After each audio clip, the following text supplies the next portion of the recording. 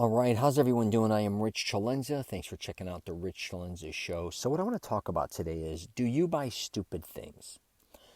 If you know anything about me, I try to help men and women live extraordinary lives and do it affordably. I also talk a lot about how to be creative, also how to do things, and save a lot of money. It could be when buying clothing, accessories, traveling, many different things related to that. Uh, and I also talk about people underestimating when they buy certain things, all the, not only the expense of it and the stress of having to pay for it a lot of times, and the interest and all that, is maintaining it, right? I talk a lot about that if you follow me on any of my social media platforms.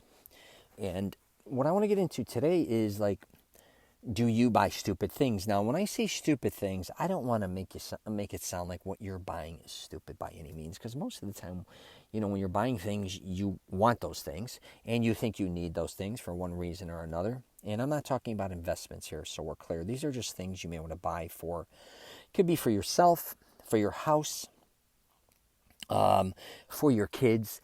But I see a lot of people falling in debt or stressing out, I should say, month after month regarding payments on credit cards, or it could be many different things. I'm not going to get into it.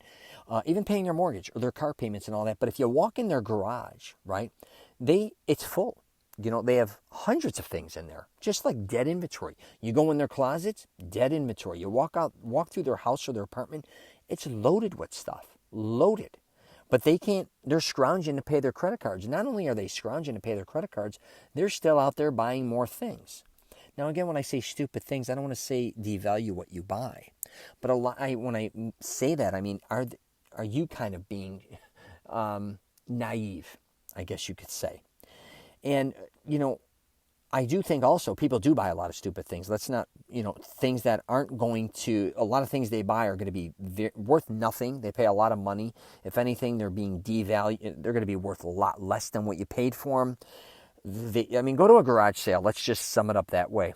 You buy all these things for a lot of people, retail, online, and then you go to your garage sale. What's it worth, right? It's worth not even a tenth maybe of what you purchased it for a lot of times. Now, here's the deal I talk about a lot of times. When you are purchasing something, do you really need it?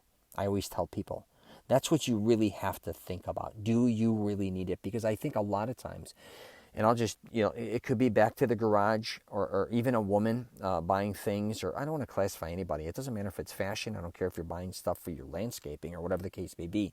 A lot of times you don't need every single part. You don't need every single type of clothing. A lot of times, or what's trendy. You don't need you don't need 50 pairs of shoes, I'm just saying. You don't maybe, if you want to buy candles, say for your place, I don't know, you may only need a few. You don't need 20, even though they may be 50% off.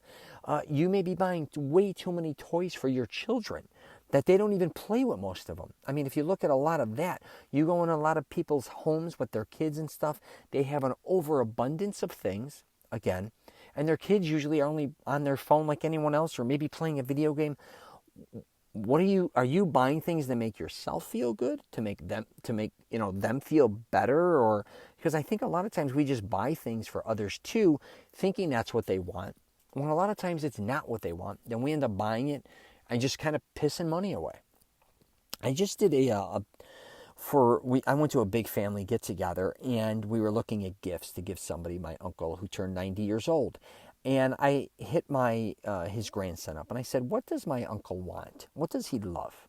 And he told me.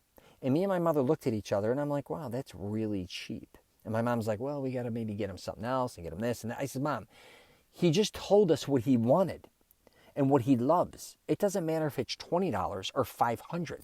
If we go out and buy all these things and spend $200 on them, and they're okay and he already has them, or you get him the one thing he wants, let's just use for an example, literally 25, 30 bucks, and that's what he enjoys and he loves, that's what you go with."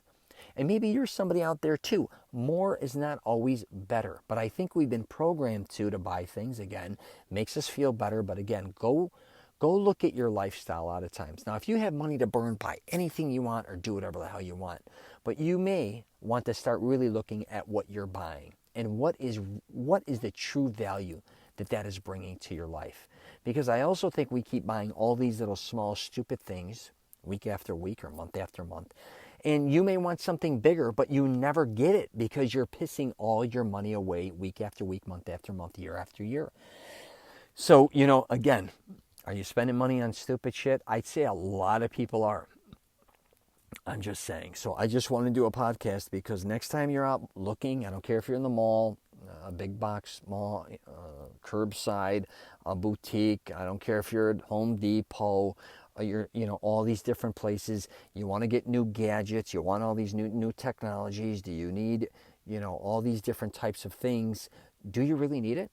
I mean, and I'm not trying to tell you don't need it, but a lot of things I would say that you may have not gotten the most out of, and a lot of things you have spent money on probably at the end of the day wasn't worth it. So that's just my 2 cents, because I think we all fall under that category to a certain degree. All right, if you got any questions or comments, please feel free to hit me up. I'm at richcelenza.com. If you want to email me, rich@richcelenza.com. Take care.